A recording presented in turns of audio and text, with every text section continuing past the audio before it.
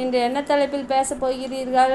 என் இனிய உறவுகளுக்கு என் அன்பார்ந்த வணக்கங்கள். இன்று நான் பார்க்க தலைப்பு ஒரு சிறிய கதை உங்களுக்காக இப்பொழுது கூறப்போகிறேன். கதை கூறப் போகிறீர்களோ? ஆம், இப்பொழுது பார்க்கலாம்.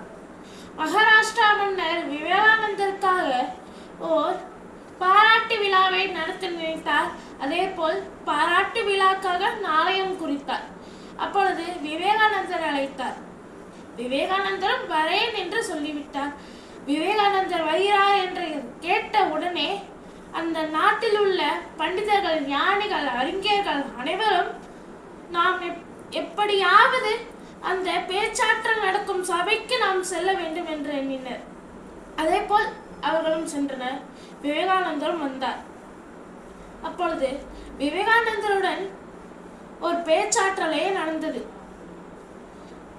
ஞானிகள், பண்டிதர்கள், அறிஞர்கள் கேள்வி கேட்பதாகவும் விவேகானந்தர் பதில் சொல்வதாகவும் இருந்தது. அப்படியே 2 மணி நேரம், 2.5 மணி நேரம் கடந்தன. அப்பொழுது அந்த கூட்டத்தில் இருந்த ஒரு காலணி தேய்ப்பவர் தனது கையில் காகிதத்தால் மடித்து வைக்கப்பட்ட 4 ரொட்டிகளை எடுத்து வந்து விவேகானந்தரின் கைகளில் கொடுத்தார்.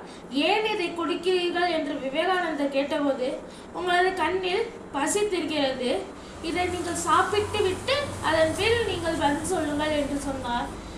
அதே போல சாப்பிட்டுட்டு பதில் சொல்ல ஆரம்பித்தார். எப்படியோ பேச்சாற்றல் சபை முடிந்தது. அப்பொழுது மகாராஷ்டிரா மன்னரிடம் வந்து, உங்களது நாட்டில் எத்தனையோ ஞானிகள் இருக்கிறார்கள், எத்தனையோ அறிஞர்கள் இருக்கிறார்கள், எத்தனையோ பண்டிதர்கள் இருக்கிறார்கள், ஆனால் ஒரே ஒரு மனிதன் தான் உங்களது நாட்டில் இருக்கிறார்கள்.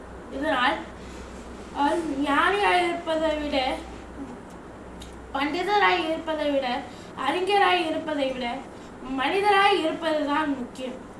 இது உங்கள் பிரியதர்ஷன் யூடியூப் சேனல். மறக்காம லைக் பண்ணி சப்ஸ்கிரைப் பண்ணுங்க. நன்றி, வணக்கம்.